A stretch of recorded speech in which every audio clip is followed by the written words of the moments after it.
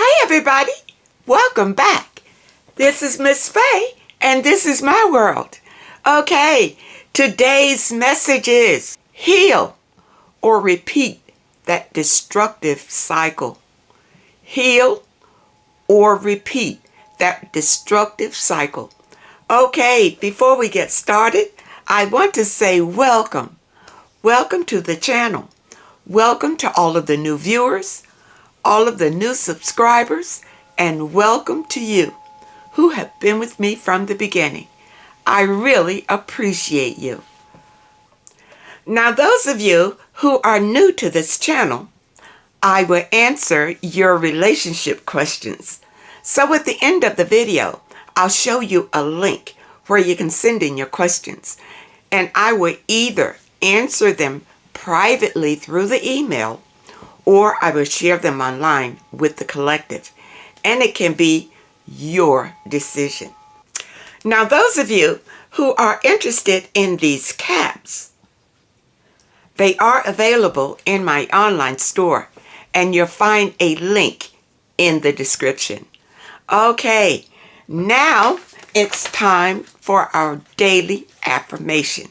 And for those of you who are new to the channel, we do these affirmations to help with your spiritual growth. Okay, here we go. I am making myself a priority and taking care of me. All right, people, this is about loving yourself. I am making myself a priority and taking care of me. You know, ladies, we're groomed to take care of everybody else. And, you know, we forget about loving ourselves. This affirmation today is to help you to remember to make yourself a priority and take care of yourself every day. Let this be a blessing to you today. I am making myself a priority and taking care of me. All right? I hope that this affirmation brings you peace. Now it's time for movement. And movement is the second part of our daily exercise. Okay? We're going to do 2 simple movements today and 5 of each. Okay? It's just to get your blood circulating for the day. All right? So here we go. Sit up straight in your chair, and we're going to do this. That's 1. Okay? All right, we're going to do 5 of them. Here we go. 1. Just bring your chin down to your chest. That's 2. All right? That's 3. That's 4. That's 5. All right, how does that feel? I can feel it in the back of my neck. All right? Okay, now we're going to do our second movement. This second movement, we're going to move from the waist. Okay? So sit up straight, and we're just going to face that direction, this direction, and that's going to be 1. Let me show you. That's 1. Okay? All right, follow me. Here we go. 5 times. 1. 2. Turn from the waist. That's 3. That's 4. 1 more. That's 5. Okay, shake it out. Shake it out. Okay, now let's dive into the message today. And it was inspired by some letters that came in. So we're going to start with the letters, and we're going to talk about this issue. Okay? All right. Heal, or you will repeat that destructive cycle. All right. Here we go. This young lady says, I'm a survivor of a narcissistic marriage. We are actually still married, but I filed for divorce. However, he's refusing to sign the papers because he doesn't want to pay child support. Now I have to pay more money to file my divorce as non-contested. Oh, okay. You know the court system will gouge you. Okay. I am going to do that, but my lawyer wants me to hold off until my personal injury case settles. Well, you know what? I'm not a lawyer, so you have to go by. Hopefully you have a great lawyer that has your best interests at heart, and you'll have to go with whatever he says. I wrote you a couple months ago, but I didn't mention that I had all of this going on. During labor and delivery, my doctor injured my baby's right arm, causing some type of injury.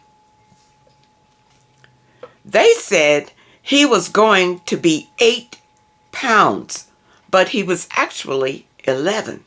Wow. Whew. He became stuck, and instead of the doctor doing a C-section, I was forced to have it vaginally. I bet that was a trip because I had all of my children, 4 boys, naturally, and it was a trip each time, and they were only about 8. So I can imagine what horror you went through delivering an 11-pound baby. Bless you. Bless you. Long story short, we ended up separating because I caught him cheating multiple times, and he was even driving the lady's car and had moved into her home after her husband left. Well, you just have a no good man. He just no good. That's the bottom line. He's just no good. And you say he's a narcissist. Well, you know he's no good if he's a narcissist, period. But many times, ladies, we don't come to the realization that we are involved with a narcissist until hindsight, until he's already done his destruction on us. And then we figure out, wow, that was a narcissist. So I'm hoping that these letters can help you women to be able to spot a narcissist right off before you get involved with him, okay? I have been friends with a guy that was in love with me before I married the guy I'm currently married to. We were in a long-distance relationship before I got married, but it didn't work out. Well, long-distance relationships rarely work out. You can't know the person long distance. We had just recently came to America for a fresh start. He was a politician in Africa, but he came here because we were killing people like crazy there for their beliefs. After my marriage failed, I started back talking to this guy. He is doing very well for himself, and he says he loves me.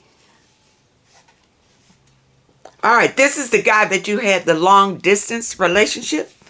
He's telling you that he loves you. You know, I'm going to interpret that for you. He still wants to sleep with you. How can he love you when he never really knew you? So he's still interested in sleeping with you. That's what he's saying, I love you, okay? Truth is, I think I never stopped loving him either. So you never stopped really wanting to be intimate with him either. Okay? Okay. He came to Atlanta with some of his family to visit, and they all met with me and took me out to dinner. Now, he's purchased me a ticket to come to visit him in D.C. My question is, do you think it would be a good decision for me to go, being that my divorce isn't final? Okay, let's look at this. When a man invites you, he's going to buy you a ticket and invites you to come visit him in his home. Okay, I'm going to tell you what that's all about. Men do that because they want to sleep with you. Okay? And you'll go there because you say that you think you love him and you'll sleep with him too. Okay? Now, you haven't seen this guy or heard from this guy in a long time. And you never really got a chance to know him. You will be taking a big chance to run off to D.C. to be with him. Because I don't believe that he's serious about you. You can't take what a man just says. I'm telling you, men will use that love word anytime to get to have sex with you. That's the bottom line. To have sex with you. Do you think he's flying you out to D.C.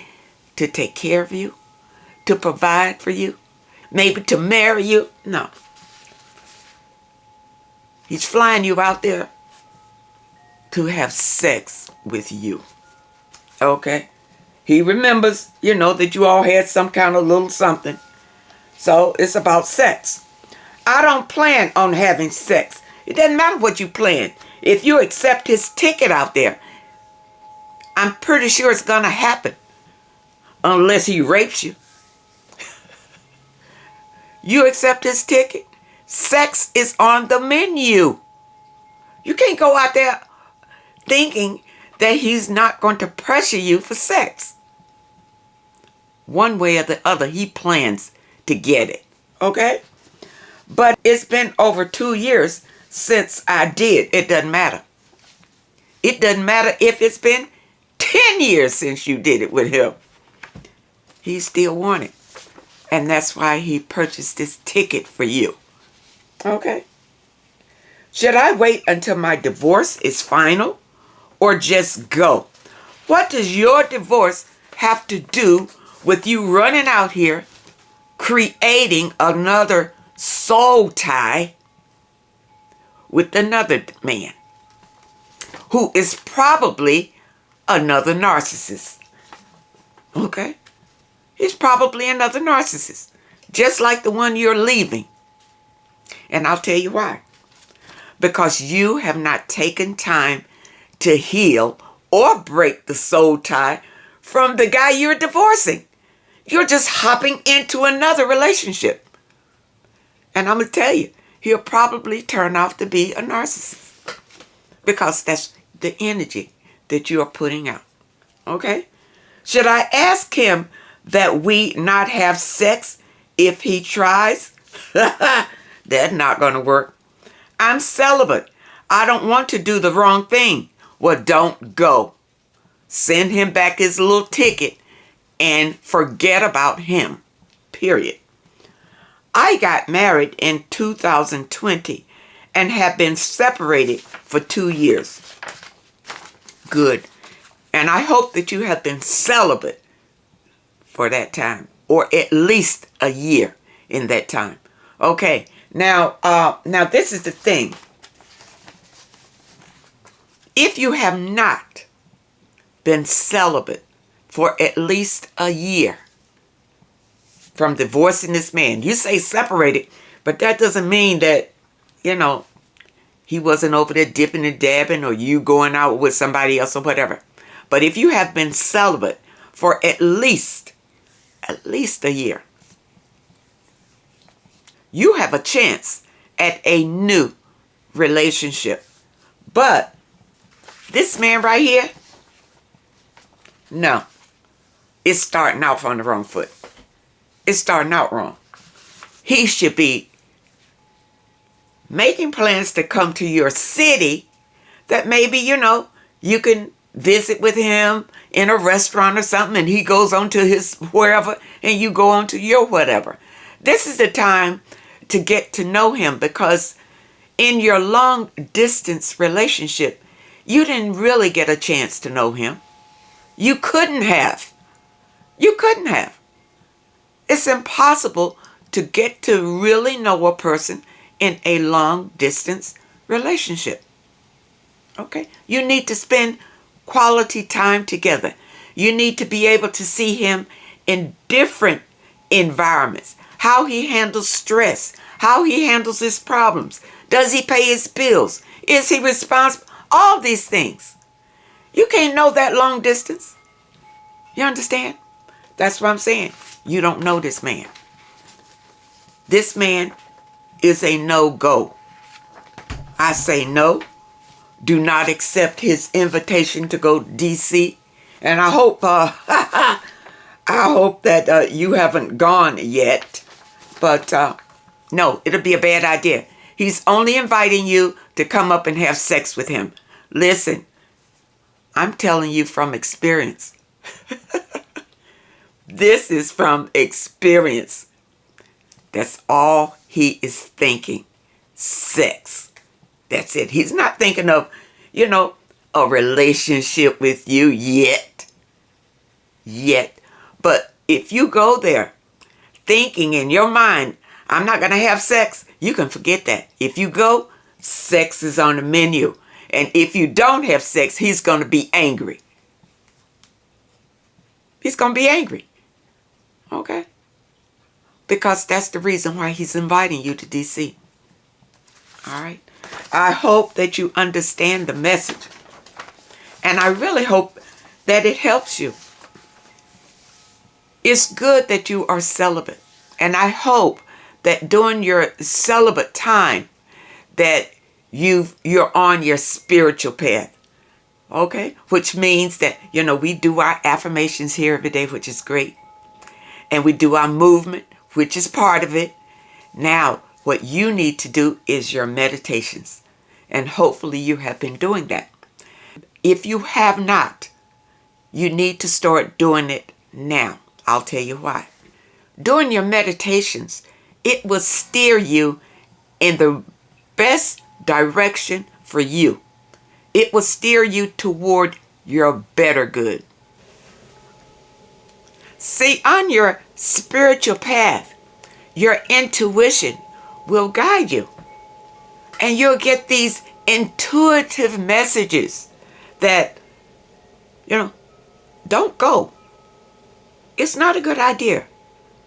Go this way instead. Leave him alone. All kind of messages will come to you on your spiritual path. Your meditation is getting you in touch with your intuition, and it will get stronger and stronger the longer that you're on your path and the more you ascend to a higher level. Your intuition will get stronger. And this is your spiritual guide in this life. That gut feeling that you have about things. Okay? And you did have a gut feeling that something could be a little bit off about this, and that's why you wrote the letter. So I'm telling you, don't go. I don't think he's the one. I don't think he's the one. Get on your spiritual path and let the universe bring the perfect one for you. The perfect one for you. And don't look for him. Don't look for him. Only work on yourself. Work on raising your vibration, and you will have such a beautiful aura around you that would be extremely attractive. Okay? It's a spiritual thing, and it will draw your perfect mate to you. Okay? But this is not the one. I'm pretty sure he probably is another narcissist. Okay? He probably is.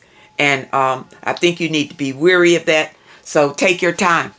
Okay? For him to say that he still loves you, no, that's not love. Okay? I just want you to know the difference in that. The thing about love is, we throw that word around, I love you. And men say that as a last resort to have sex with you. They'll throw that out. Okay? And that's why he's throwing it out long distance. I love you. Because that hits home. For you to say, oh, I think maybe I love him too. No, you lust. That's lust. You just want to have sex. You just want to be intimate. You just want to be touched and to be touched. That's all it is. That's not love. Love is unconditional. That's not love. These are only lustful transactions. That's all they are. He gives you a trip, you give him sex. That's a lustful transaction. That's not love. Love takes time. Love takes a long time to build. Okay? Because love, unless, like you can love your children because they came out of you. You understand? It's part of you. You love your children, and you can love your children unconditionally. That's love. That is love. Okay? Now, to love another person like you love one of your own children, it takes time for that. It takes time for that. Okay? So, I hope that helps. Now, we have another 2 little short letters here. Okay, so let's see what she says here. She says, will you explain to us how to know if a potential partner is a good man? How does it feel to be loved by a good man? Okay, here we go. Listen, for that second question, how does it feel to be loved by a good man? You know what? I'll let you know when I run up on one. Okay? I'll let you know. I'll be the first one to share it with you. But some of us have been fortunate enough to have a good man in our lives. And many ladies who are fortunate like that were raised with good fathers. Okay? So they attracted good men. All right? Me, I was raised by a narcissist. So most of my life, I attracted that kind of man. Let's talk about this term, a good man. All right.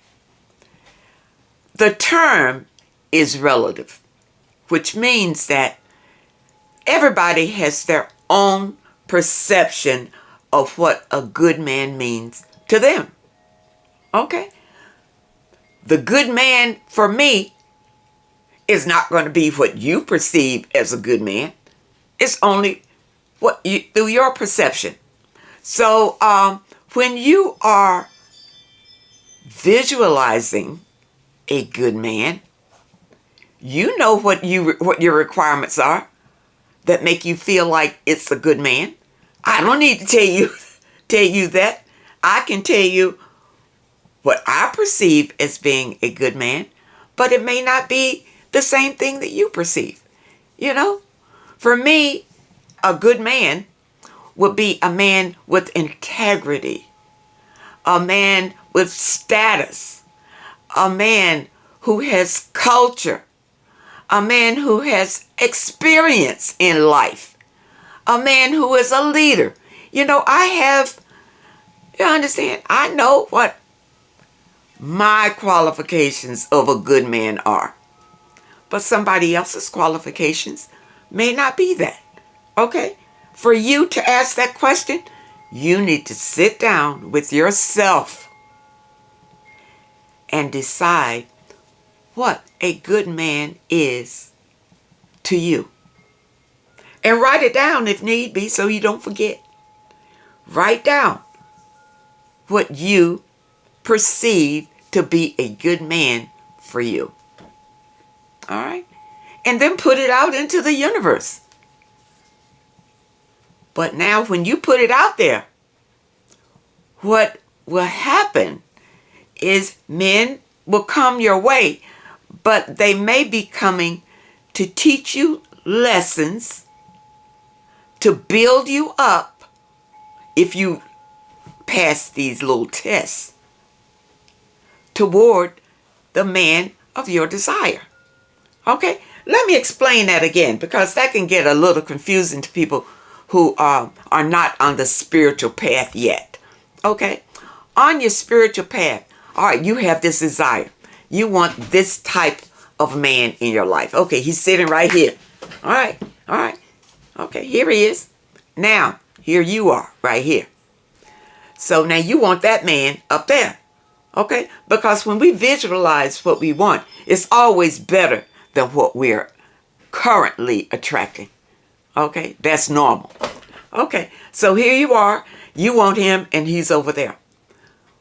You put it out into the universe that this is your desire. Now what the universe will do, other people will come into your life with little tests that you must pass to elevate. To elevate. To elevate. And once you are at the same frequency of what you desire, then you can have it. You understand? Okay. I hope I made that clear. But people, this is how it works. This is how, it's all energy. It's about your frequency and your vibrations. Okay? When challenges come into your life, many times they're just tests to help elevate you toward your desire. Okay? But during that time, you must continue to be positive. Continue to stay on your spiritual path, because then your intuition will lead you to success. I hope that you understand that about the good man. and I really hope it helps you. Okay, we have one other little short letter here, and let's try to answer this one. Why do men think badly of women for living in Section 8? Why do they think they are incapable of getting a degree from the university, joining the military, and doing better on their own? They think they want to continue the cycle of having kids young and living on welfare forever. Okay, I didn't know men thought like this, but if they do, my advice to you, don't care what other people think. You should not live your life worrying about what anybody else thinks. What anybody else thinks. If you do that, that slows your progress. Because you're afraid to do something because you're afraid of what people are going to say about it, what people are going to think about it. Don't live your life like that. Don't be fearful of what other people are going to say, what other people are going to think about you, what the rumors are going to be, or any of that. Stay the course on your spiritual journey. Okay? Now you say men think badly about you being on Section 8. So what? So what? They are not doing anything for you. They're not supporting you. You're supporting yourself. You don't care what they think. And remember, you don't need him. You are building a financial future for yourself. For yourself. And not relying on what a man thinks. Okay? When you get in that position, you are getting stronger and stronger and stronger. And that's where you want to be. You want to feel like you have the control. Although you are controlling it, but you don't know it. You understand? And it's just, your ship is going all over the place. But when you get a hold of yourself and start loving yourself and start steering your own ship toward your own desires, it feels differently. You don't care what people are saying. They can say whatever they want to say because you know where you're going. You're in control of your own destiny, and that's where you want to be. Okay, I hope that the message today helps someone. You must heal, or you will repeat that destructive cycle. Your healing is really important. Continue to raise your vibration and ascend. Okay? Now, those of you who have questions that you would like for me to answer, here's the link. Send your questions to Miss Faye's World at hotmail.com. That's Miss Faye's World at hotmail.com. And let's try to keep your letters to one page. Just summarize your situation and ask the question. And if you prefer that I answer your question privately through the email, just put it at the very top of your letter and I will comply.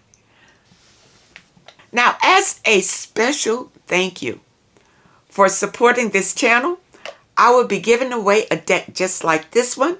This is the I Am Affirmations deck that I have been pulling from for our daily affirmations. I will be choosing one of you lucky subscribers to receive this deck once this channel hits 100,000. And we're almost there. Every day we get a little closer. And I will also announce the winner on the channel.